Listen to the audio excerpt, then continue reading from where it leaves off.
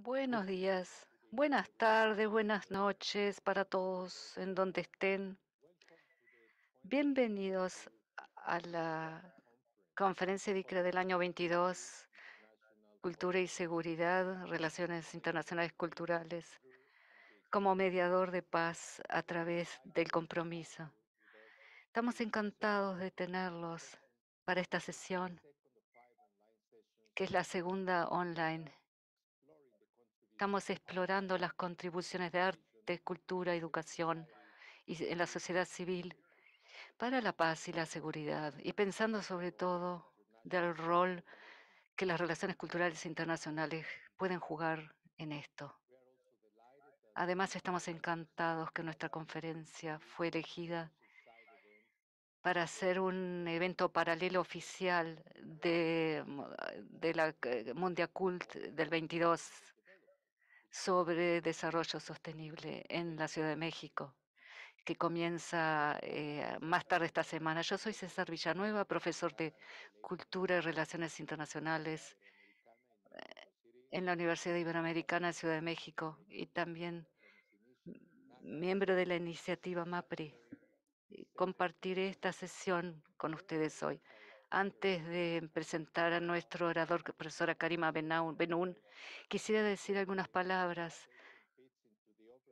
para ver cómo la sesión entra dentro del programa global de la conferencia y sus objetivos más amplios.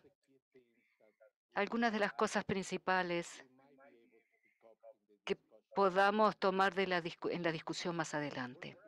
Antes de hacerlo, más trasfondo y contexto para ustedes. Para los que no son familiares con ICRA, es para la Alianza de Relaciones Internacionales Culturales. Somos académicos y profesionales de todo el mundo, fascinados por IFA, Instituto de Relaciones Extranjeras de Alemania, y el Consejo Británico. Ambos tenemos un interés común en compartir conocimientos de investigación en relación a las relaciones culturales a través de la interacción entre los países, comunidades, culturas y gente en los campos de cultura, educación, artes, sociedad civil, herencia, patrimonio cultural, etcétera, fuera de los canales diplomáticos y las estructuras oficiales. También con el compromiso de que esto sea global, inclusivo y representante los conocimientos y perspectivas de todo el mundo, incluyendo el sur global, esperando algo que se refleje en el programa de esta fantástica conferencia. En nuestra página web pueden encontrar más información y videos de las conferencias pasadas también. Así, ¿qué estamos tratando de hacer con esta? Lo que estamos tratando de hacer en la conferencia de este año es crear una comprensión mejor de cómo y por qué las culturas tienen que estar dentro de los esfuerzos globales para hacer una sociedad más pacífica y segura y base para el desarrollo sostenible. Estamos enfocando sobre todo en los objetivos de las Naciones Unidas sobre desarrollo sostenible y sobre todo en las SDGs, promoviendo una comprensión más holística de la paz y de la seguridad que tenga en cuenta el mundo de la cultura y proveyendo espacios para encuentros, aprender y también relaciones inclusivas. El tipo de prácticas sociales que están dentro del corazón de estas formaciones de desarrollo sostenible. Y también vamos a preguntar cómo la cooperación internacional en este campo puede apoyar estos objetivos. Así, esta conferencia se trata de la cultura y también sobre relaciones internacionales culturales, programas, proyectos, iniciativas y encuentros que unan a la gente de diferentes trasfondos, comunidades y países. todo en relación a la cultura. Queremos entender cómo estas relaciones trabajan en la práctica, en diferentes contextos culturales y políticos a nivel mundial. Y estamos preguntando cómo tiene el potencial de potenciar un acercamiento holístico para una seguridad que es necesaria en todo el mundo. Con Mondia Cult en la mente, tratamos de ver cómo se puede hacer recomendaciones de acción para la UNESCO y sus partes interesadas que ayuden a dar más energía a las entidades para, los problemas que surgen al final de la década, para la Agenda de 2030 de Desarrollo Sostenible. Es el amplio abanico de la conferencia. Tenemos tareas ambiciosas, pero estamos contentos de tenerlos esta mañana, aquí en la mañana o en la tarde, dependiendo de dónde estén. En la sesión de hoy es un placer para mí presentarles a la profesora Karima Benún, que va a dar una de las conferencias principales. Karima Benún es profesora de leyes en la Universidad de Michigan de Leyes, Facultad de Leyes, hasta los años 23 en los Estados Unidos. Y es profesora allí. Ella se especializa en leyes internacionales y derechos humanos. Benún fue informante especial en las Naciones Unidas en relaciones culturales desde 2015 al 2021. Durante su periodo como relator especial, varios informes sobre derechos humanos y el patrimonio cultural, cambio climático, etcétera, fueron sus temas. También es experta para la Corte Internacional Criminal en el 17 para preparación en contra de Mar al-Faqih Ahmadi por la destrucción de sitios de importancia patrimonio cultural en Mali. Para Amnesty International también trabajó misiones de derechos humanos en varias regiones del mundo. Está en el directorio de Musulmanes para los Valores Progresistas. Su libro La Fatwa no se aplica aquí recibió un premio importante de no ficción. Trata el tema de muchas personas de patrimonio musulmán en contra del extremismo. También en TikTok tiene muchas visitas en su aporte en TikTok. Es un placer darle la palabra, recibirla aquí con nosotros. Antes de continuar y dejarle la palabra, quiero explicar el formato de la sesión. Tenemos 45 minutos básicamente para hablar sobre el tema principal que nos tiene aquí, que los derechos culturales en el corazón de los debates contemporáneos culturales y que hacen posible que las políticas culturales vuelvan a ser importantes como un territorio de disputa. En la sesión de hoy, la profesora Benún sugiere que la humanidad está enfrentando una crisis global internacional, mayor polarización, extremos, cuestionar la igualdad, el equitativismo y normalización del odio. Yo le pido a la audiencia que escriban en el chat a medida que va el discurso. Todas estas sesiones están siendo grabadas, incluyendo esta. Y estas grabaciones van a ser puestas a disposición en la página web de IFA y en los canales después, cuando termine. Después de haber explicado todo esto, detalles, profesora Benún, Le dejo la palabra. Agradezco que esté con nosotros en el día de hoy. Muchas gracias por esta introducción tan amable. Buenas tardes, buenas noches, donde sea que estén. Voy a presentar mi PowerPoint, presentación PowerPoint, y espero que puedan verla en un momento. Profesor Villanueva, ¿puede ver el PowerPoint? Sí, se ve muy bien. Muchas gracias.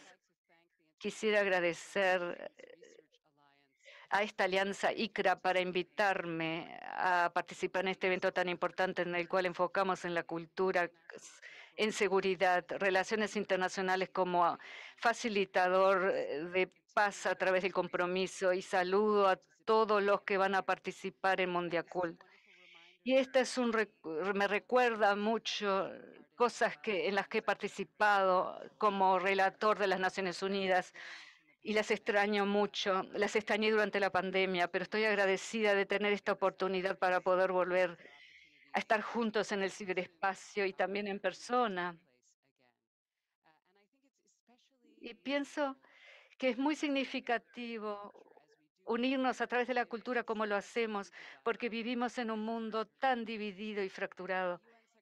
Y el secretario general Antonio Guterres de las Naciones Unidas nos hizo recordar esto en palabras muy fuertes la semana pasada al comenzar la reunión, la última reunión de las Naciones Unidas. Dijo, nuestro mundo está lleno de guerra, caos climático, odio y pobreza y desigualdad. Y pienso que estas palabras son el trasfondo de esta discusión. Como él ha dicho, es un momento crítico para poder aprender de la cultura y encontrar modos creativos de hacerlo. Es urgente encontrar las soluciones en este comienzo del siglo XXI, enfrentado a tantos desafíos. O sea que pienso que nuestra conversación ahora realmente es muy importante. Yo intentaré presentar una vista general sobre los derechos culturales. Algunos de ustedes seguramente son expertos, algunos tal vez más nuevos en las perspectivas, y después me gustaría contemplar algunas de las intersecciones de la cultura y los derechos humanos y lo significan para esta discusión. Y luego, finalmente, comenzar a reimaginar las relaciones culturales a través de estos derechos culturales. Eso es lo que espero hacer hoy. Las relaciones internacionales culturales significa agregar la dimensión cultural a las relaciones culturales, o sea, transformar IR a ICR. Esto ha sido muy popular desde los años 80, sobre todo. Enfoques clásicos, cuando uno ve la literatura, parecen reconocer primeramente la cultura como un lugar de poder y tratar de usar este poder para los fines de ciertos estados. La idea de parafrasar a Forshire Way fue que la paz en cierta forma discutió las políticas. Ahora vemos que algunos se refieren a las iniciativas culturales de este tipo como ejemplo de ejercicio de un poder suave. Estos proyectos son complicados en lo que fueron descritos como un lugar complicado al completar los imaginarios culturales. Esto al mismo tiempo, los paradigmas que no necesariamente estamos comprometidos a la igualdad o a los derechos humanos, y a veces operaba en conciencia, explotando las desigualdades y sobre todo silenciando lo que se ve como aspectos inconvenientes de los derechos humanos.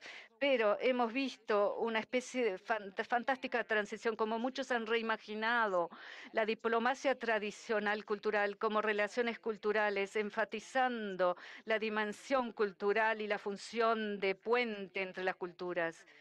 Y con mucho cuidado, viendo los valores como accesibilidad y equidad.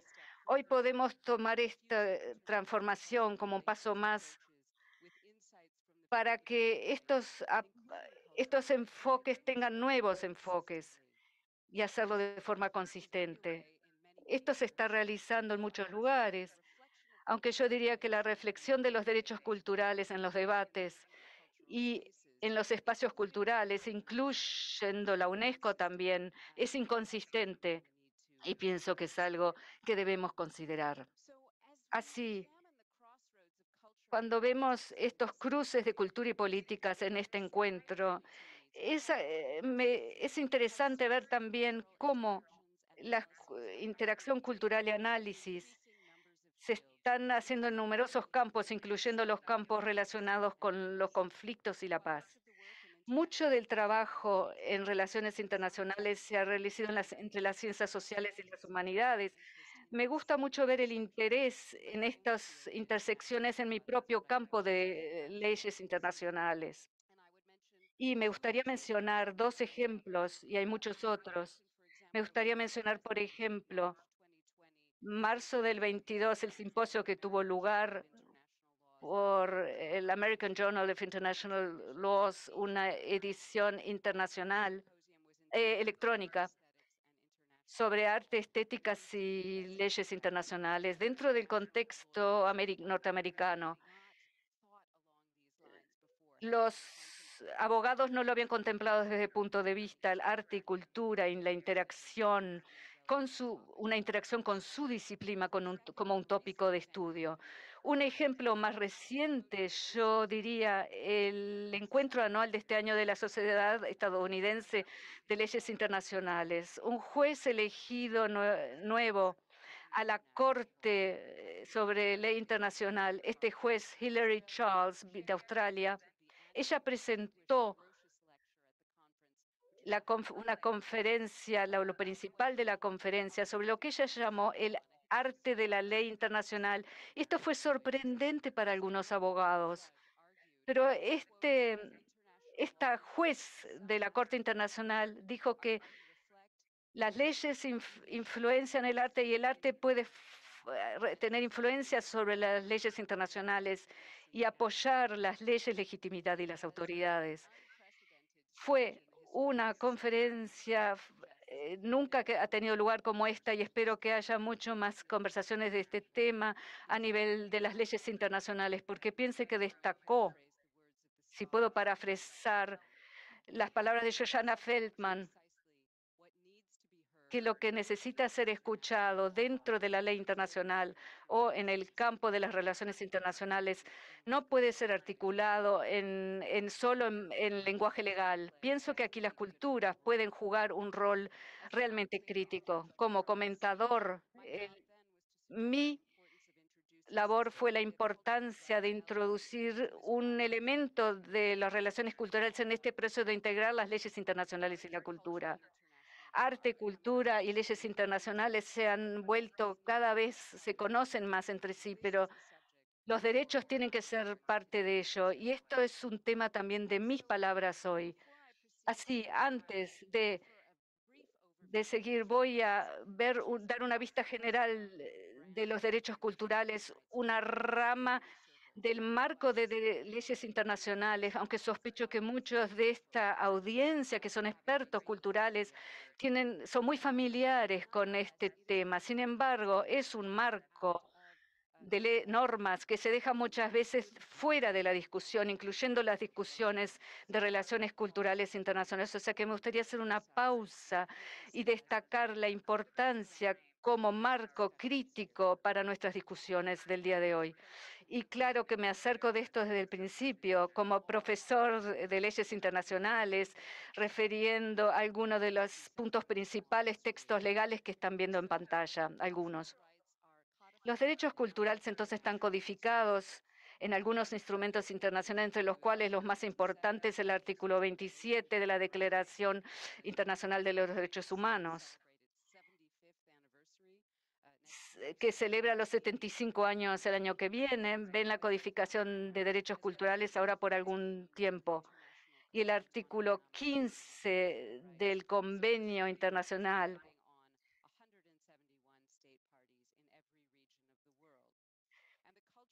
y los derechos culturales que estos instrumentos garantizan incluyen el derecho de cada uno de participar sin discriminación y Y eso de no discriminación lo destaco siempre como relator especial.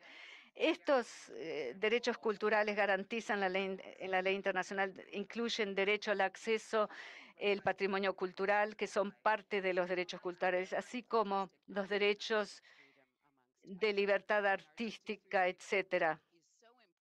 La libertad artística es tan importante que es realmente uno de los pocos derechos humanos garantizados en ambos acuerdos.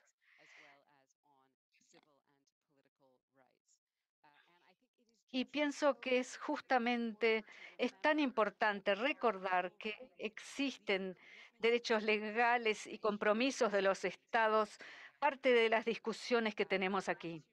Y quiero sobre todo destacar el artículo 5, artículo 4, que pienso que es tan importante para nuestras discusiones. Y como he dicho antes sobre COVID-19 y derechos culturales, no recibe tanta atención como merece. Destaqué en mi trabajo que esta dimensión de cooperación internacional que el artículo 15.4 destaca es esencial para implementar los derechos culturales para todos, así como otros derechos humanos culturales. Y destaca el rol importante de las relaciones culturales internacionales para garantizar los derechos humanos. Los estados se unen para reconocer la cooperación internacional, entre otros, que se destaque el campo cultural. Pienso que este es un valor reconocido en la ley internacional por los estados en todo el mundo, que tenemos que destacar nuevamente una y otra vez.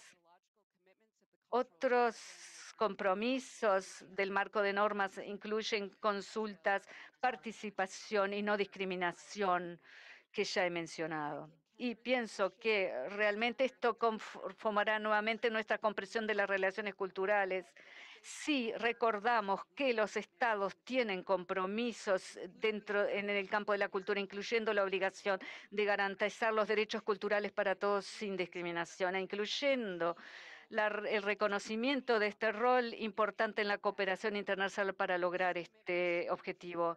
Estos compromisos deberían circunscribir los medios y los objetivos de las relaciones culturales. Esto puede destacar su potencial como máquinas para destacar la paz a través del compromiso. Los derechos culturales tal vez son menos conocidos como conceptos dentro de los derechos humanos.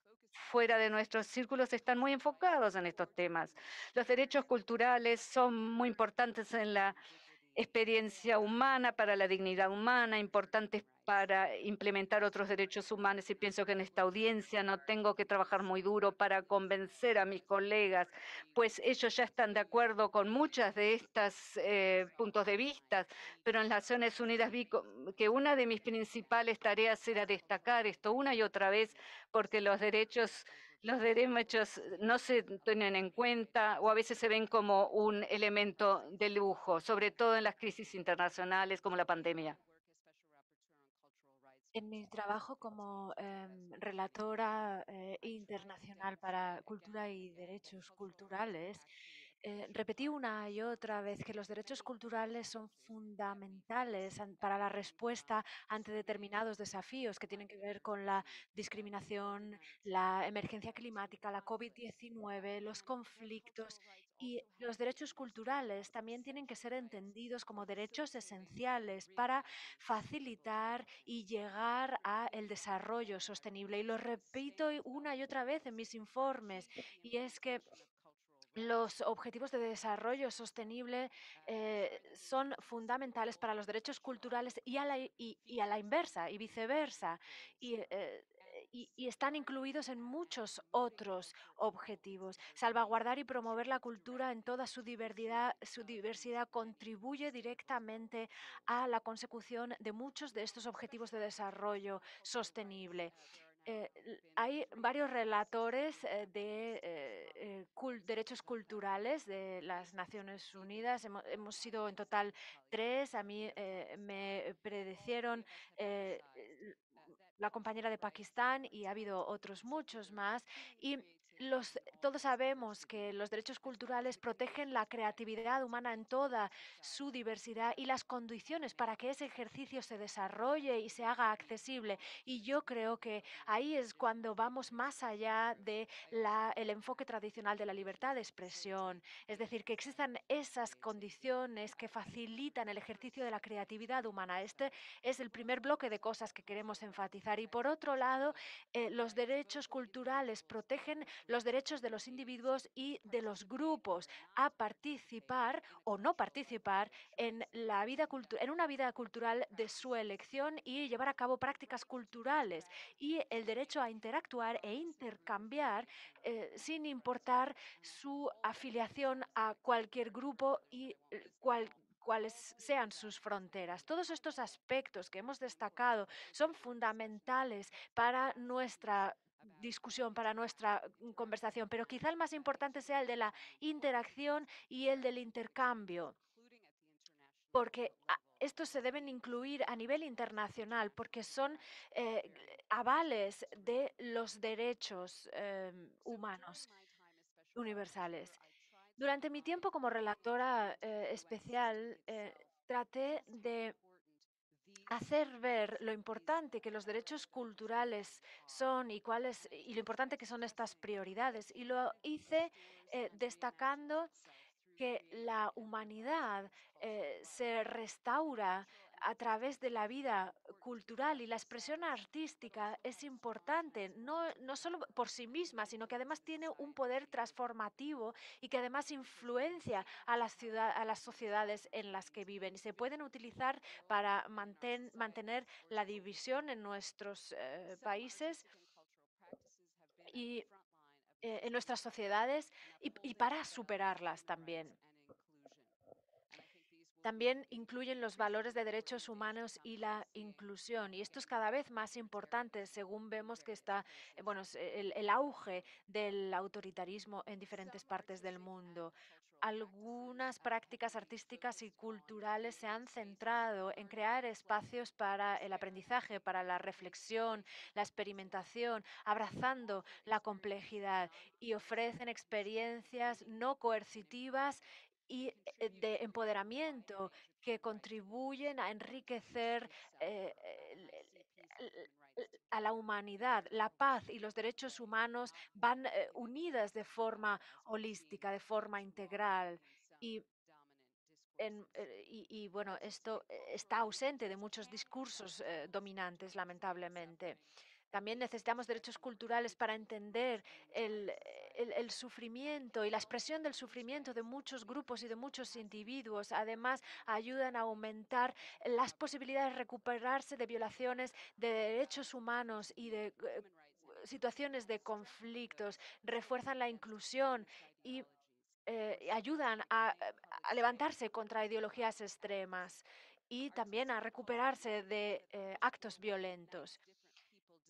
También los derechos culturales, la cultura une a las personas y pueden aportar a la consecución de la paz y del mantenimiento de la paz.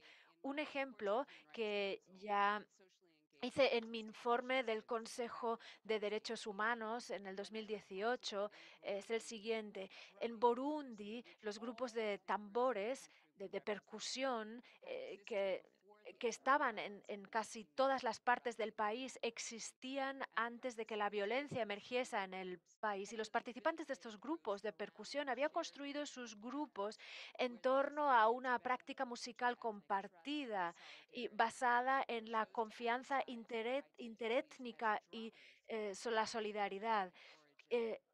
Se consideraban percusionistas más allá de sus orígenes étnicos y entre el 94 y el 98, estos percusionistas durante la violencia étnica continuaron tocando y haciendo música en los diferentes barrios, apoyándose los unos a los otros y compartían las melodías y las canciones porque tenían una identidad compartida basada en la práctica cultural. Y este puede ser, en mi opinión, un ejemplo de algo que debe replicarse y apoyarse en otros contextos en los que la construcción de la paz y la protección de los derechos humanos frente al conflicto es tan fundamental hoy en día.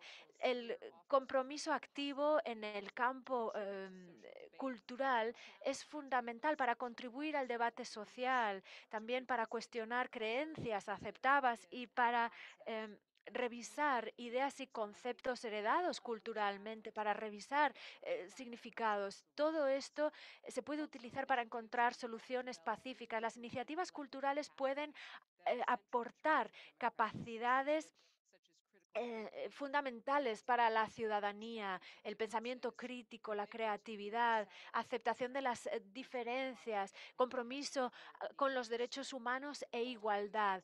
Y nunca es suficiente o nunca debemos dejar de destacar y reforzar estos principios. La cultura o los derechos culturales ayudan a generar ese espacio para promover la participación civil y crear espacios democráticos. Todo esto em, se ve afectado por el recorte de presupuestos. Esto es algo que hay que hacer llegar a los gobiernos. El recorte de presupuestos ha afectado a la cultura, pero también han afectado a los beneficios que pueden conllevar los derechos culturales o la aplicación de los derechos culturales. También sirven para mantener las sociedades pacíficas que necesitamos, en las que todos los derechos humanos puedan encontrar su realización. También ayudan a preservar los espacios de paz para el ejercicio de los derechos culturales. Y es necesario reforzar esos presupuestos que posibilitan todo esto en vez de recortarlos, porque además también promueven la diversidad en todos estos contextos. Obviamente también hay aspectos negativos y malos usos de los derechos culturales y humanos, y esto es un mensaje que tiene que quedar muy claro. Algunas elecciones que se hacen en este campo pues son equivocadas. Las artes y las imágenes se pueden utilizar para conmemorar violaciones de derechos humanos e impunidad que han tenido lugar que han tenido lugar en la historia, por ejemplo, en conflictos pasados, formas de expresión artística se han utilizado explícitamente por grupos extremistas para promover sus mensajes. Y yo creo que este es un motivo por el que se debe llegar a esa intersección entre la ley, los derechos culturales y el arte más seriamente. Em, Cuando trabajaba como relatora ya recordé lo que no son los derechos culturales. No son lo mismo que el relativismo cultural. Los derechos culturales no están embedidos en el marco universal de los derechos humanos.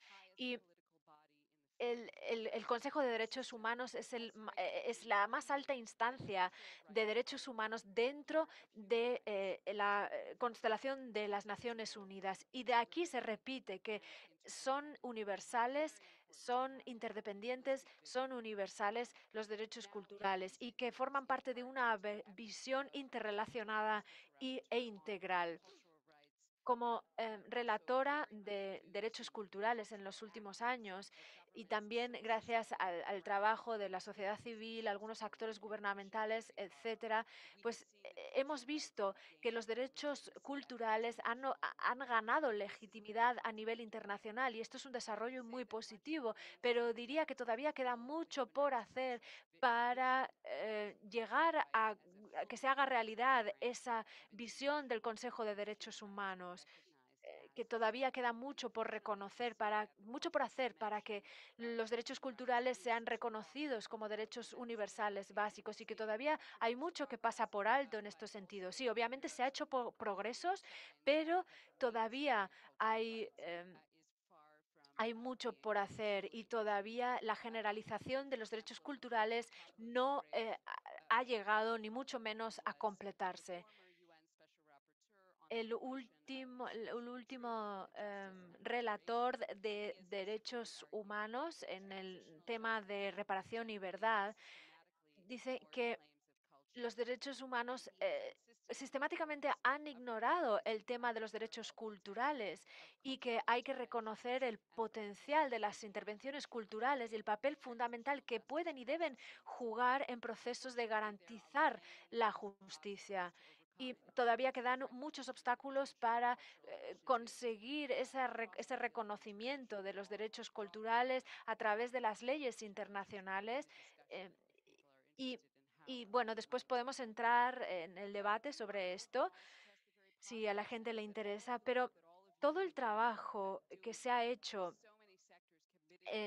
a través de los diferentes sectores en relación a los derechos culturales ha marcado una diferencia. En mi informe del 10º aniversario del mandato de los derechos culturales del 2019, hablo de todo esto. Después pondré el link en el chat cuando termine con mis comentarios.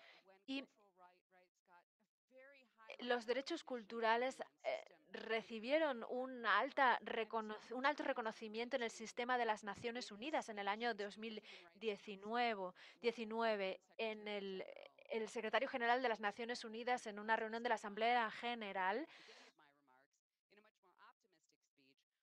habló ante la audiencia diciendo que cada vez hay más gente hablando sobre lo fundamental que son los derechos culturales para cuestionar las creencias y prácticas en nuestro planeta. Y hay que reconocer estos derechos para preservar la diversidad y el patrimonio. Y para mí, esta cita fue un reconocimiento tan importante que el secretario general hiciese una referencia específica a los derechos culturales, algo que no se había hecho antes en ningún organismo de alto nivel, y menos en el Consejo de las Naciones Unidas. Y lo que había implícito en este comentario es que aquellas personas que abogan por los derechos culturales y su importancia tienen que reforzarse y cada vez más actores tienen que comprometerse con la aplicación de los derechos culturales. Los gobiernos deben adaptar políticas basadas en derechos culturales y y hay que proteger a los defensores de derechos culturales. Después entraré más en detalle sobre esto. También en los gobiernos y en la sociedad civil es importante que se haga algo a este respecto. Tanto los derechos culturales como las personas que los defienden son fundamentales. Implica riesgos defender los derechos culturales y tienen que tenerse en cuenta a la hora de diseñar iniciativas en el ámbito internacional. Esto me lleva a reflexionar sobre dónde se puede incorporar de forma útil los derechos culturales. Eh, Esto ya ha ocurrido en varios espacios, ¿no? Si leemos los informes que van surgiendo con el tiempo. Y en los espacios culturales e interculturales, en términos de promoción de la paz, eh, veo y vi cuando era relatora especial que eh, esto está cada vez más presente y los derechos humanos se respetan en el diseño de estos espacios. Los derechos culturales son un parámetro para las relaciones interculturales internacionales. Y obviamente hay desafíos sobre el terreno, pero estos derechos culturales y humanos no deben sacrificarse en nombre de la armonía y de la comprensión y los derechos de las personas que aplican los derechos culturales tienen que respetarse. Uno de los ejemplos más representativos que puedo citar de mi carrera es uno de Chipre, con líderes del Comité Técnico Biocomunitario. Es un comité em, técnico de Chipre sobre patrimonio cultural, donde une a chiprotas turcos con otros chipriotas de diferentes partes de la isla para reconstruir y reparar el patrimonio cultural de todos y hacerlo de forma conjunta. Y su enfoque es muy universal. Se centra en el patrimonio cultural de todas las personas y llevan a cabo el trabajo de forma conjunta. El enfoque se centra en encontrar lugares comunes, puntos de unión a través del reconocimiento común de los daños que se han hecho y llevar a cabo una sanación cultural conjunta, teniendo en cuenta los diferentes lados y, y teniendo en cuenta quiénes han sido víctimas directas en ambos lados durante los enfrentamientos de los años 70. Para mí esta reunión fue muy inspiradora. Estos dos señores que ven aquí en la foto eran los dos copresidentes, uno turco, uno chipriota, y, y, y bueno, vinieron a una reunión de las Naciones Unidas sobre patrimonio cultural y ambos hablaron. Son personas que trabajan mano a mano, muy duro en el campo cultural para respetar el patrimonio cultural de todas las personas a pesar de haber tenido un pasado difícil y duro bueno, que incluía ataques sobre el patrimonio. Y este es un ejemplo que cito una y otra vez porque creo que podemos aprender mucho de él en este campo. Bien, teniendo en cuenta las contribuciones que pueden hacer las relaciones culturales internacionales a la paz, me gustaría mencionar tres asuntos de crucial importancia. La primera es la consulta y la participación. La segunda, los derechos humanos y la defensa de los defensores de los derechos humanos y culturales. Y la tercera tiene que ver con las identidades culturales mixtas dentro de las relaciones culturales internacionales y nuestro trabajo nuestro trabajo intercultural. Y estos son los tres puntos en los que yo estuve trabajando intensamente cuando era relatora especial. En cuanto a los enfoques participativos, tenemos que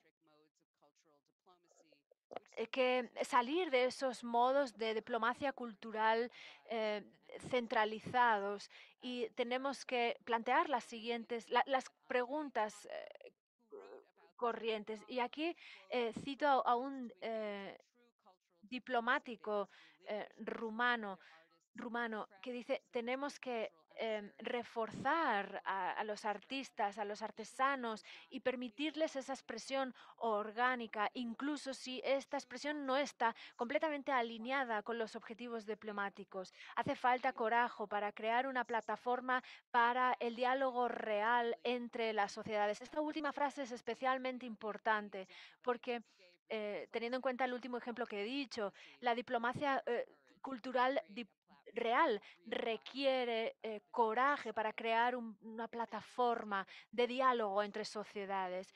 Y el campo de las relaciones culturales internacionales ha impulsado esta transición a la que hace referencia esta cita. Tenemos ahora gobiernos que piensan que son los representantes de algo que quieren llamar la cultura, algo que es monolítico. Y hay que pasar de ahí, ¿no? De esos términos simplistas, salir de eso.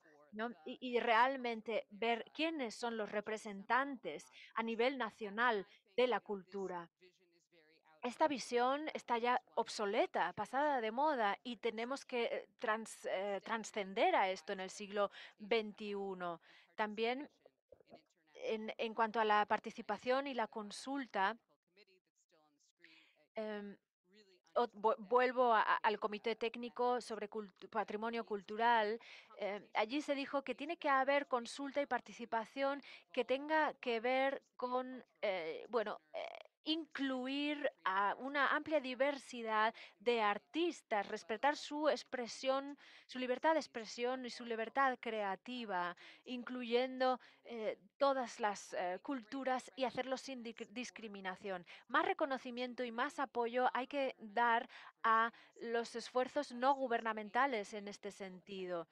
Es decir, eh, aunar a la gente afectada por los conflictos a través de la cultura. Y esto a nivel internacional, los gobiernos quieren, bueno, quieren verse como adalides de la reconciliación, de la cultura, y se presta demasiado poca atención a las iniciativas de base locales que pueden marcar la diferencia verdaderamente. Y este es otro em, enfoque al que quiero darle importancia y que encontré durante mi tiempo de relatora en Kosovo, en Mitrovice, cuando los activistas de la sociedad civil bueno, se juntaron con activistas de trasfondo roma, albanés, etcétera. Y,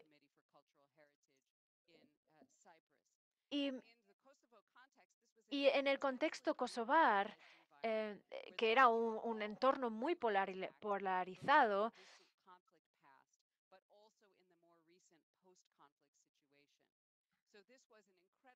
bueno, vimos que se estaba haciendo un esfuerzo muy poderoso, simbólico, por parte de la sociedad civil de aunar a diferentes tipos de personas en una ciudad dividida para unir esas diferentes expresiones culturales y para mostrar una intención de compromiso y de comprensión mutua.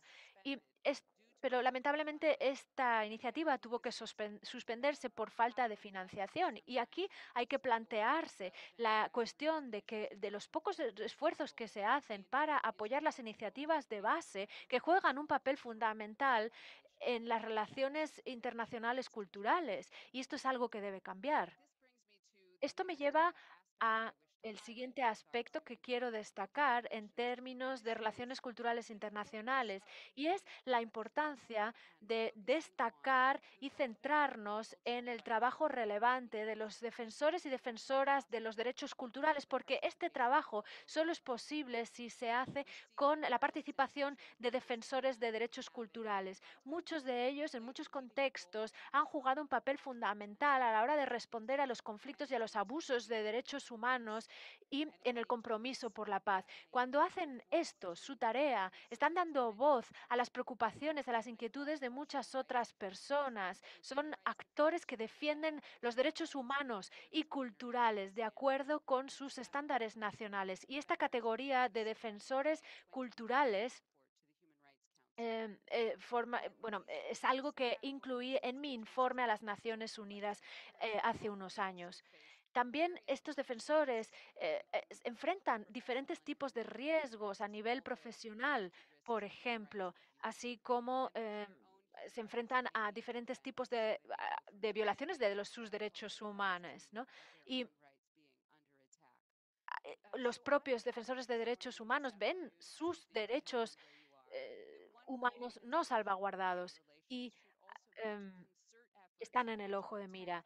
También hay que hacer esfuerzos para proteger los derechos humanos de estos defensores de derechos humanos y culturales.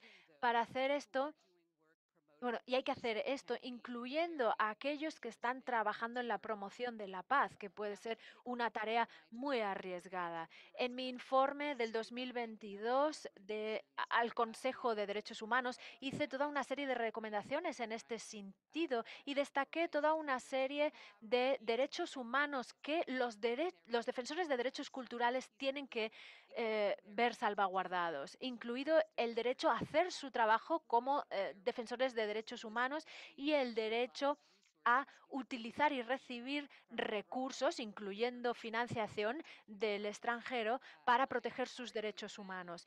Y en ese momento, y vuelvo a repetir este argumento, y es que los organismos gubernamentales e intergubernamentales tienen que proporcionar apoyo robusto para poner en marcha actividades que protegen y garantizan la paz, para garantizar el trabajo de las personas que defienden los derechos culturales, así como eh, bueno, y esto es una tarea fundamental de los gobiernos y de la eh, sociedad. Y la creación o la expresión cultural forma parte también de la expresión religiosa en muchos casos. Y en el contexto de las relaciones internacionales culturales, a veces esto se ve difuminado. Los defensores de derechos culturales en la promoción de la paz em, hacen diferentes tipos de trabajo. Este que vemos en la imagen es un ejemplo de una iniciativa de Afganistán por parte de una artista, Omaid Sharifi, que se llama a sí misma activista, uniendo arte y activismo. Y bueno, como resultado de su trabajo, bueno, hubo que protegerla de la amenaza talibán y bueno, la idea era promocionar el diálogo civil y además crear espacios con belleza, como ven aquí. Ahora, lamentablemente, todas estas imágenes se han borrado, ¿no? Han sido borradas con pintura y, bueno, esta libertad de expresión ha sido eliminada tras instaurarse el régimen talibán y la idea era sostener a las personas de Afganistán y bueno, eh, y hemos visto una respuesta masiva de apoyo en las redes, también para, bueno, ante también el aniversario trágico de la caída de Kabul y la toma del país por los talibanes. Y y yo creo que es fundamental que la comunidad internacional, incluyendo iniciativas internacionales, apoyen sectores como este, dadas las presiones tan terribles a las que estas personas están sometidas. Eh, bueno, yo estuve trabajando directamente con las evacuaciones de Afganistán, ¿no? Y aquí vemos una representante de artistas en Rusia que han estado creando obras de arte en protesta a la guerra. Y aquí vemos una artista, Alena Osipova, de 76 años, que ha estado pintando contra la invasión de Ucrania, que fue arrestada por mostrar sus pinturas en público y que han sido confiscados. Confiscadas. Bien, tenemos que plantearnos de qué forma podemos hacer más a nivel internacional para apoyar a los defensores de los derechos culturales como estos. Esto es algo que hay que hacer en el campo de los derechos culturales y que también y que incluso es más necesario en las relaciones culturales internacionales. Y y hay que encontrar mejores soluciones y mejores estrategias para apoyar a estos sectores. Y bien, creo que ahora voy a dejar de compartir mi pantalla y voy a hablarles directamente, porque esto me lleva al tercer área específica que quería mencionar, que tiene que ver con la importancia del enfoque de los derechos culturales internacionales para reflejar las diversidades de nuestras culturas. Las relaciones culturales internacionales no son diálogos simples que reflejan eh, todos monolíticos que hablan de forma bilateral mutuamente. En palabras de Jacques-Stéphane Alexis, todos somos los hijos de lo que él llamaba una infinidad de cultura. Y mi último informe a la Asamblea General de las Naciones Unidas en el año 2021 tenía que ver con las identidades culturales mixtas, mezcladas y la interculturalidad. Y la cultura, la identidad y la interrelación de las diferentes culturas tiene que reforzarse en diferentes sectores, en todo el espectro político y tiene que reforzarse por parte de los gobiernos. Ahora vemos gobiernos de extrema derecha que dan una imagen monolítica de la cultura. Por ejemplo, lo vimos con Trump hablando de que Estados Unidos tenía una cultura y eso es algo absurdo, ¿no? Nunca ha habido una sola cultura en el país que él decía representar. Pero vemos este discurso repetido una y otra vez. Y una cosa con la que tenemos que tener cuidado y que tienen que tener en cuenta las iniciativas culturales a nivel internacional. Y es que estamos viendo versiones de lo que pueden significar los derechos culturales, es decir, esa representación de la cultura como monolitos. Y y es importante que haya más reconocimiento del respeto por los derechos humanos para que haya más sincretismo, más mezcla en todas las culturas y aumentar el respeto y el reconocimiento de identidades mixtas y múltiples a nivel cultural en todas las sociedades que se reflejan en estas relaciones culturales internacionales y sus iniciativas. Y destaco también que reconozco que las culturas no se mezclan siempre desde una posición de igualdad. Hay cuestiones muy complicadas que surgen aquí y esto lo cuento también en mi informe. Pero, no obstante, estas realidades, esta diversidad cultural, tiene que reconocerse en las relaciones culturales internacionales y sus iniciativas.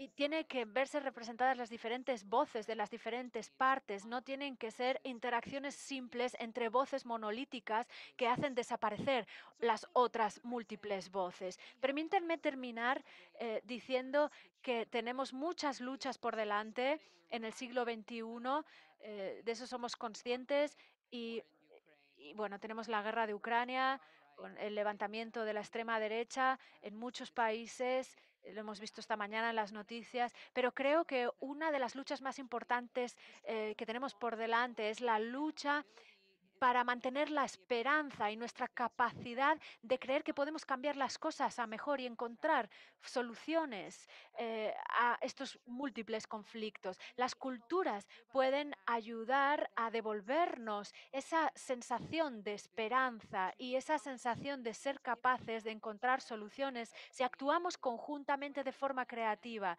Y quiero terminar con un poco de optimismo. Creo que las relaciones culturales internacionales y sus iniciativas, em, con la energía y el compromiso y el sentido de obligación de los derechos culturales, si determinan proteger los derechos culturales y humanos eh, y apuntan a unar voces eh, en base a la igualdad y a la no discriminación, entonces tendremos oportunidades para imaginarnos un mundo unido y en paz en el siglo XXI. Todo esto es muy difícil, pero aún así es posible. Para hacer todas estas cosas necesitamos lo que llamo yo el, un optimismo inevitable que reconoce la gravedad de lo que está ocurriendo, pero un optimismo que rechaza tirar la toalla eh, ante estos desafíos. Y, y bueno, recuerdo lo que me dijo una activista afgana hace años, y este debería ser nuestro mantra también en el contexto de Mundiacult. Ella me dijo que el optimismo es fundamental para la supervivencia, y yo creo que las iniciativas de relaciones culturales internacionales y los enfoques interculturales em, tienen que mantener ese optimismo que tanto necesitamos. Muchas gracias por haber escuchado mi charla tan prolongada y estaré encantada de escuchar sus comentarios y preguntas. Gracias.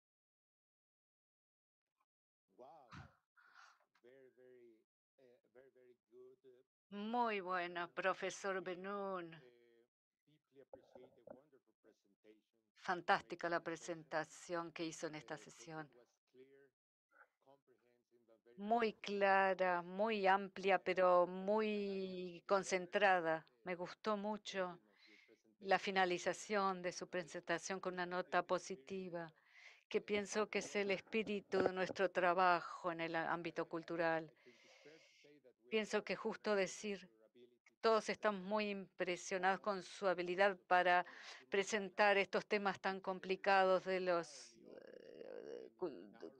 derechos culturales necesarios en nuestro ámbito. No es algo obvio. Co- Se aprecia mucho su esfuerzo aquí. ahora escuchar a nuestra audiencia, que puede haber seguramente fantásticas preguntas y comentarios. Invito a la gente a escribir directamente, escribir en el chat, pasar las preguntas. La profesora Benún puede ver las preguntas, puede elegir y hacia el final podemos abrir el micrófono si alguien quiere decir algo o hablar hacer un comentario más amplio. Permítame decirle, mientras yo estuve escuchándole, profesora Benún, en cierta forma me hizo recordar, parte de lo que usted dijo me hizo recordar al embajador británico, Hal Nicholson, que en su libro Diplomacia del 1917, creo, estoy citando, perdón, no he escuchado la cita.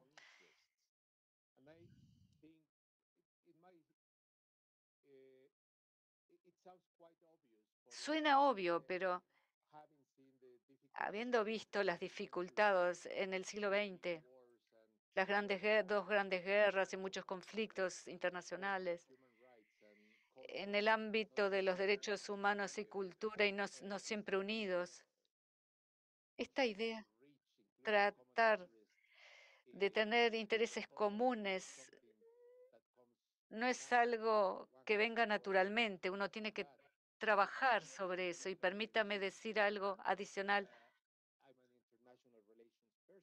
Yo soy una persona de derechos internacionales desde el principio. Cuando veo el sistema internacional, historia del sistema internacional, es muy difícil encontrar derechos culturales humanos que se presenten. Esto probablemente venga más naturalmente de la Liga de Naciones al principio, sobre todo de parte de la UNESCO. O sea que veo ahora, en los últimos años, derechos culturales tienen más poder. Las cosas se han vuelto más visibles. O sea, no sé por qué esto es el caso ahora.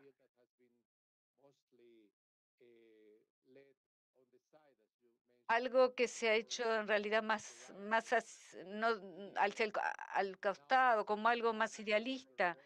Ahora parece tener voces más fuertes. Con respecto a la primera pregunta, ¿por qué piensa usted, profesora Benún, que este es el caso? ¿Por qué? ¿Por qué ahora hay más visibilidad en los derechos culturales humanos ahora? En los últimos años, el siglo XX fue muy limitado en lo que se refiere a esto, si usted está de acuerdo. ¿Cuál es su opinión? Gracias, muchas gracias por esta pregunta tan importante y a la gente por sus palabras tan amables en el chat. Son muy generosos, una audiencia muy generosa y estoy muy... Y puse un link sobre el relator oficial de derechos culturales donde pueden encontrar los informes culturales que mencioné y el de mi predecesor y sucesor están traducidos en todas las lenguas de las Naciones Unidas. Pero muchas gracias, profesor Villanueva, por su pregunta tan importante.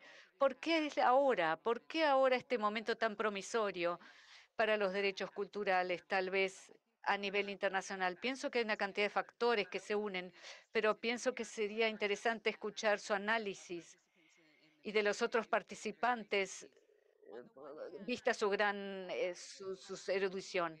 Pienso que tuvo que ver con una cantidad de iniciativas de la sociedad civil en todo el mundo, comenzando a enfocar estos derechos. Por ejemplo, protegiendo la libertad artística. Hubo una gran cantidad de organizaciones muy importantes como Free Muse, Artists Connection, On Risk Connection, y muchos otros que se pudieron reconocer que florecieron a finales del siglo XX y comienzos del XXI. Gente trabajando sobre diferentes aspectos de los derechos culturales, algunos sobre los derechos de lenguaje, otros protección del acervo cultural. Y uno de los grandes desafíos que todavía tenemos es que todos estos temas trabajen juntos. Y para hacerlo a nivel internacional, aunque reconozco que no todos tienen los recursos para hacerlo, pero una de las cosas que yo llamé es que se cree una coalición de derechos culturales en las Naciones Unidas. Lo que vemos es como una coalición de libertad de religiones que han unido a varias organizaciones que están siempre en las Naciones Unidas, trabajando como el relator oficial, apoyando al. Pero en este caso, con el trabajo de la sociedad civil tan importante que está funcionando, y también tuvieron algunos gobiernos que tuvieron un compromiso genuino a nivel internacional de los derechos culturales. Y cuando hablé con el profesor Villanueva antes, hablamos sobre lo impresionada que estaba con algunas de las cosas que estuvieron pasando en términos de derechos culturales dominantes en México, en la Constitución de Ciudad de México. Sé que los desafíos culturales siguen estando, pero es muy impresionante ver estas iniciativas. Y se han visto una cantidad de gobiernos en todo el mundo, en México, en Noruega y otros en diferentes regiones, realmente empujados por la sociedad civil, interesándose por los derechos culturales. Al mismo tiempo, a finales del siglo XXI, pienso que hubo un creciente interés en las identidades. Pienso que alguno de estos fue muy positivo porque permitió varios tipos de expresiones culturales, defensores de minorías culturales como los indígenas, etcétera, pero pienso que enfocarse en las identidades fue demasiado lejos y podría llevar a cierto tipo de sectorianismo que no es en realidad beneficioso para los derechos humanos, sino que podría ser negativo para ello.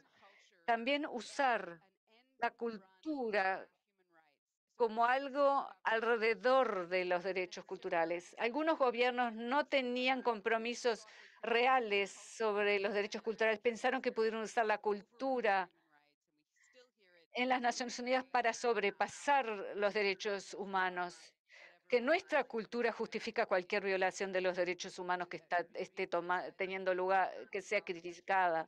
Nuestra cultura justifica discriminación. Estas visiones fueron diferentes de lo que significó la cultura, de lo que los defensores de los derechos culturales tenían. Esta combinación extraña de factores ambigua, creo que esto empujó esta discusión y pienso que en este sentido, y esto lo sentí cuando fui relator especial, cuando uno está defendiendo los derechos culturales dentro de este contexto, se tiene la obligación de ser muy cuidadoso y reflexionar y reconocer la gran importancia de estos derechos y tratar de apoyarlos y ver que no se cometan violaciones en esta área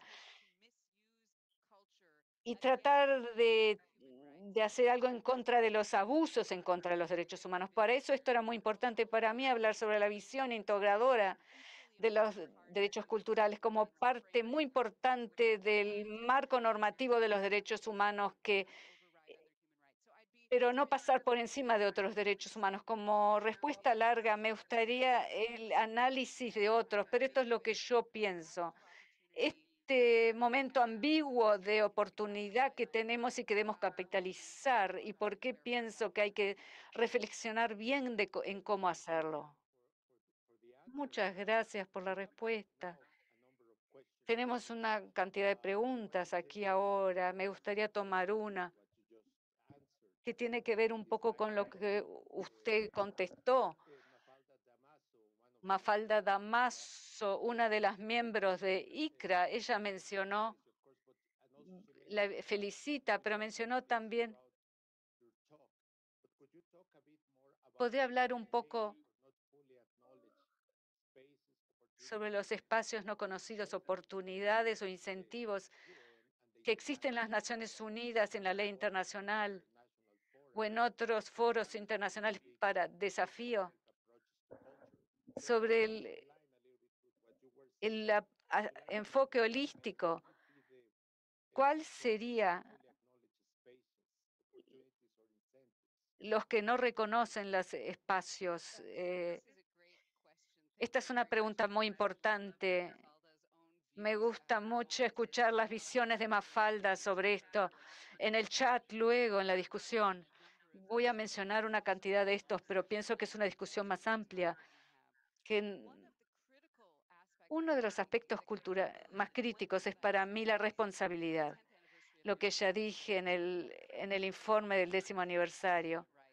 En lo que se refiere a la violación de derechos humanos y culturales y que estos como otros tenemos que investigar las violaciones, los perpetradores sean llevados a la justicia. Va a ser muy difícil tener reconocimiento de la igualdad de estos derechos culturales. O sea, yo hice presión para que se aumente, se reconozca el mandato de la cantidad de casos con los gobiernos. Y esto tuvo mucho más repercusión, las respuestas de los otros estados, de los que estuvimos escribiendo sobre violaciones de los derechos culturales. Pienso que hay un camino muy largo a seguir en lo referencia a la comunicación para hacer un cambio real. Pero usar la diversidad de mecanismos de responsabilidad que existen, sean procedimientos de comunicación del relator especial, que puede presentar a los gobiernos y otros actores, negocios, etcétera, violaciones sobre derechos culturales y tratar de que los gobiernos investiguen y expliquen sus acciones y tomen también comunicación a través de la UNESCO, que pienso que se usa muy poco. Sé que Sarah White y otros han estado muy involucrados tratando de reflexionar cómo podría mejorarse. Pienso que esto es muy importante. Otra cosa tiene que ver con, con el financiamiento y qué tipo de voces están siendo financiadas, opiniones culturales puedan ser escuchadas en el sistema de Naciones Unidas, también la realización cultural dentro del edificio de Naciones Unidas, cuán representativo es de las diversidades, de las culturas involucradas, enviando a los países. Pienso que esto se debe asegurarse de que exista diversidad de las voces de artistas representadas en las Naciones Unidas respecto a esto. Y pienso que otro espacio que podría utilizarse es, como este es un evento paralelo a Mondiacult, eventos paralelos en el Consejo de las Naciones Unidas relativo a las relaciones culturales. Hoy día con las posibilidades digitales, aunque hay diferencias en esto, en la accesibilidad, podría haber un amplio abanico de eventos organizados por actores culturales, presentando sus informes del relator especial sobre derechos culturales, que podría crear nuevos temas en la diversidad de voces que normalmente no se escuchan. También apoyo a las personas que traten de comprometerse de esta manera y pensar en la posibilidad de una coalición de derechos culturales dentro de las Naciones Unidas que podrían dar una apertura a estos espacios. Muchas gracias. Estoy tratando de diferenciar, de separar las preguntas. El profesor Joffre, Abril Joffre, pregunta también cómo codificar las opiniones y elaboraciones que usted ha dado en estos instrumentos legales tan importantes como artículo 27 y artículo 15 respectivamente. ¿Qué diría usted a esto? ¿Cómo se podría codificar algunas de estas opiniones que usted ha dado? Muchas gracias. Aquí pienso que voy a responder como profesora de ley internacional. Una de las cosas que yo defendí es que más casos se presenten al Comité de Naciones Unidas de Derechos Culturales, Políticos y Económicos, el cuerpo de las Naciones Unidas que trata con la puesta en práctica de los derechos culturales también, que contiene el artículo 15, garantizando los derechos que participen en la vida cultural, libertad artística, no discriminación, etcétera. Este es el mecanismo que realmente empuja a los estados a implementar más sus obligaciones en esta área. Y también hay un protocolo opcional que permite que los casos se presenten a ese comité. Ha habido muy pocos casos referentes al artículo 15. O sea, si usted trabaja en un contexto que está preocupado por determinadas violaciones del artículo 15 de los derechos culturales por un gobierno, esto es parte del protocolo opcional. También tiene la oportunidad de trabajar con otros defensores de los derechos culturales, presentar esto al comité para formar una jurisprudencia de derechos culturales. El Comité este de Derechos Culturales y Sociales, cuando ve los informes de los estados para ver cómo andan implementando los derechos humanos, los derechos culturales, comienzan con el artículo 1, o sea, que el artículo 15, el último, con los derechos culturales a lo último, como siempre. Lo hacen en general el último día de cada sesión. Y por eso tenemos que hacer lo posible para empujar que este comité realmente se enfoque en esos derechos. Casos bajo la opción de protocolo donde el Estado relevante es partido, pero también otros informes sombra.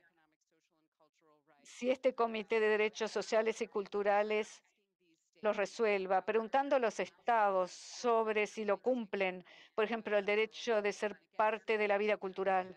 Pienso que esto es un parte del trabajo que la Coalición de Derechos Civiles en las Naciones Unidas tendría que hacer. Y quiero destacar que reconozco que no todos quieren trabajar de esta forma, pero si lo hacen desde todas las regiones, trabajando juntos para tratar de empujar en las Naciones Unidas, es lo que vamos a empezar a ver progreso que Abril está pidiendo aquí. Gracias nuevamente. Ahora yendo a una parte más política, pero ya pregunta, una pregunta. Esta sobrevivencia de las relaciones culturales de poder, lo que usted se refirió como poder suave, y las deberes como derecho, como embajador de los derechos culturales, ¿existe alguna esperanza alguna esperanza para que se facilite este camino? Creo que esto es una pregunta muy elocuente que habla por sí misma. Pero voy a hacer algunos comentarios, intentar hacer algunos comentarios. Pienso que esto en las Naciones Unidas es donde necesitamos empujar a los estados para que se alejen de intereses selectivos en cultura y violación de los derechos culturales. Empujo a los estados un montón en esto en relación a la discusión de la destrucción del acervo cultural. Cuando yo presenté mi informe a la Asamblea Cultural sobre la destrucción del patrimonio cultural, fue uno de los debates culturales más grandes que hemos tenido en mis 6 años. Pero desgraciadamente esto fue sobre todo porque los estados eran muy selectivos en sus propios problemas, en lo que otros habían hecho con su propio acervo cultural, como ellos lo entendían. Y algunos de estos de sus preocupaciones eran actuales, pero no estaban teniendo en cuenta su propio rol en la destrucción del acervo de otros, sean de los indígenas en su propio país o pasan tras fronteras. Yo traté que los estados traten de reflejar una preocupación universal por los derechos culturales y yo creo que es muy difícil lograr esto si seguimos teniendo este tipo de poder, sentido de cultura y no o enfoque no universalista a esta cuestión. Pero me ha gustado saber que algunos de los estados se han unido en coaliciones, o sea que hay una coalición de gobiernos en el Consejo de Derechos Humanos de las Naciones Unidas interesados en el acervo cultural. Algunos habían sido ponentes en el pasado y están tratando de encontrar una base común en las cuestiones semánticas. O sea que pienso que existe esperanza en esto. Y yo me he tocado solo un punto de su pregunta, pero pienso que la esperanza requiere una mayor educación en derechos culturales y conciencia sobre ello, de manera que haya instituciones públicas para que empujen a los gobiernos a hacer algo en dirección a esto. Y me ha interesado mucho también el punto de vista del profesor en respuesta a esta pregunta. Gracias, profesora Benún. Una de nuestras compañeras, la profesora Carla Figueras de Brasil, ha planteado una pregunta muy interesante en relación a la economía y yo creo que es más bien una pregunta en el sentido económico. Ahora se la plantearé, pero también tiene algo de, bueno, tiene algo que ver con la participación de los países. Esta es la pregunta. Los paradigmas predominantes de las industrias culturales y creativas, teniendo en cuenta tal y como son, ¿ve algún margen para la promoción de la cultura y que no sean solo o sea, que no promuevan solo el consumo de la cultura? Es una pregunta compleja que tiene que ver con las industrias creativas de hoy en día y tiene que ver también con las desigualdades culturales que pasan a través del ojo o de la perspectiva económica y las inversiones que se dan entre países. No sé si la pregunta la he planteado claramente, pero ¿cómo ve que esto obstaculiza las inversiones que apoyan a los derechos culturales? Muchas gracias por la pregunta. Cuando yo era relatora de derechos culturales, bueno, ya me centré un poco en este tema y también es una pregunta que se puede plantear a la actual relatora. Y bueno, eh, antes de ser yo relatora, el señor Shahid ya hizo referencia a esto. Cuando hablamos de la libertad artística, también hablamos de los derechos de las audiencias y de todas aquellas personas involucradas en la cultura, también los derechos de los artistas y de las personas que trabajan de forma creativa, pero estamos hablando en términos más amplios a nivel participativo y sobre qué es lo que hace falta proteger de forma más precisa dentro de este área.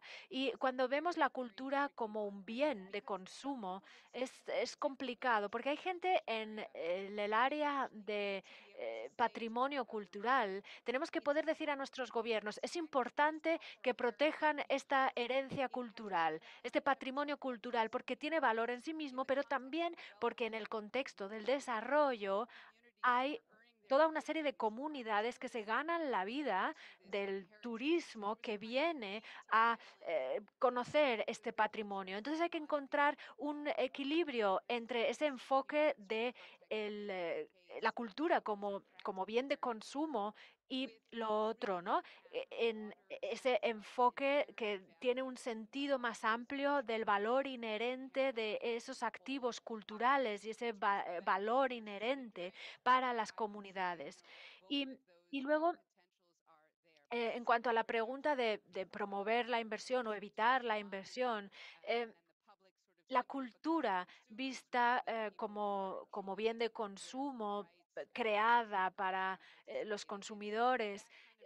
Bien, esta perspectiva tan reductiva es muy negativa dentro del mundo de los derechos culturales. Yo creo que tiene que haber una conversación equilibrada en torno a esto, respetando las industrias creativas y culturales como lo que son, como industrias, pero al mismo tiempo teniendo en cuenta los derechos económicos de los artistas Y ya dije esto en mi informe sobre la COVID-19, es que tiene que haber una forma de que haya una perspectiva integral y equilibrada. Pero para dar, bueno, este es un intento de dar una respuesta pequeña a una pregunta muy, muy amplia. Sí, querría añadir a eso que, bueno, conocemos estos conceptos de consumo y producción, que tal y como tal y como se les hace referencia en los estudios culturales, ahora se habla de, de producción y consumo prosumo, ¿no? Uniendo estas dos palabras. Este es un nuevo concepto. Vemos que la cultura se está tecnificando hasta niveles extremos y también a esto contribuye la digitalización. En muchos lugares del mundo, los artistas y la gente que trabaja en el sector de la cultura, sea cual fuere, están produciendo arte, pero al mismo tiempo consumen. Y vemos que el ciclo ha cambiado mucho, ya no es el mismo que conocíamos antes de la era digital. La industria digital, bueno, la industria creativa está cambiando mucho a través de la digitalización. Ahora los artistas no solo son productores de arte, sino consumidores. Entonces, esto es algo que hay que tener en cuenta. Nos queda tiempo para dos preguntas para la profesora Benún. Permítame preguntarle lo siguiente que ha planteado Anita Chukovska. Hace referencia a dos preguntas y vamos a ver si tenemos tiempo para las dos. ¿Qué hay de la libertad de expresión y las creencias y sentimientos religiosos? Son campos delicados y muchas veces se ven fricciones entre ambos. Y este es un conflicto que es difícil de resolver, la idea de libertad de expresión y creencias religiosas. Y también dice, siguiente pregunta, los derechos culturales eh, son una categoría descuidada de los derechos humanos o abandonada. Em, Parece que actualmente no hay ningún derecho relacionado con la cultura. ¿Y a qué se debe esto o qué se puede hacer a este respecto? ¿Qué le contestaría a Anita Buciukowska? Muchas gracias por ambas preguntas. Voy a tratar de contestar brevemente porque ya no nos queda apenas tiempo. Yo he trabajado muy cerca con la persona relatora de las Naciones Unidas para em, de libertad de expresión y religiosa, y que es de las Maldivas, y hemos tratado de aunar perspectivas, ¿no? Y para defender los derechos culturales y los derechos de libertad de religiosa y de creencias, eh, eh, la idea era de que estos derechos no se utilizasen contra otros derechos, incluidos el derecho a la libertad de expresión. Y hemos elaborado muchas comunicaciones, muchos documentos conjuntos sobre este tema. Uno de las declaraciones conjuntas que hicimos, que marcando el asesinato de Samuel Paty, el profesor francés que fue asesinado en París después de tratar de hablar con sus estudiantes sobre libertad de expresión y darles la oportunidad de si querían, eh, eh, bueno, ver unos dibujos animados que, que cuestionaba o desafiaba determinadas creencias religiosas. Entonces, a raíz de esto, bueno, elaboramos esta declaración y bueno, hay lugares en los que hay persecuciones policiales a personas que eh, desafían la falta de libertad de expresión y necesitamos debate y la cultura y la libertad de expresión nos dan más oportunidades para que ese debate tenga lugar de forma creativa. Y me temo que la libertad religiosa y la no discriminación en base a la libertad religiosa es muy importante y a veces es difícil no ofender. Esto es muy diferente a los discursos de odio, ¿no? Basados o amparados en la libertad de expresión. Pero son temas apropiados para la expresión cultural y artística y necesitamos que todos estos temas se expresen y estos los temas que con el relator de libertad religiosa tratamos de retomar y expresar y trabajar en ellos de forma conjunta. Y en cuanto a la segunda pregunta, yo creo que eh, la generalización de los derechos culturales es fundamental, también de la mano de la UNESCO. Venimos a Ginebra y parece que se quiere hablar de derechos culturales, pero en Nueva York, en las Naciones Unidas, parece que no hay voluntad de hablar de esto. Entonces tenemos que hablar de los derechos culturales de forma consistente y también dar reconocimiento a la importancia de la cultura. Y yo apoyo un objetivo de desarrollo sostenible específico que apoye la cultura, que haga referencia explícita a los derechos culturales. Vuelvo al tema de la consistencia para reconocer la importancia de la cultura en todos estos espacios. Y nuestro trabajo es ser los perros guardianes para que esto ocurra en estos espacios. Y yo creo que, bueno, ya hemos llegado al límite del tiempo y hay que ir cerrando la sesión. Quiero dar las gracias a este moderador experto que me ha acompañado en la sesión y muchas gracias a los comentarios y a las preguntas, a la audiencia tan generosa por sus preguntas y por el trabajo tan importante que hacen promoviendo los derechos culturales en todo el mundo.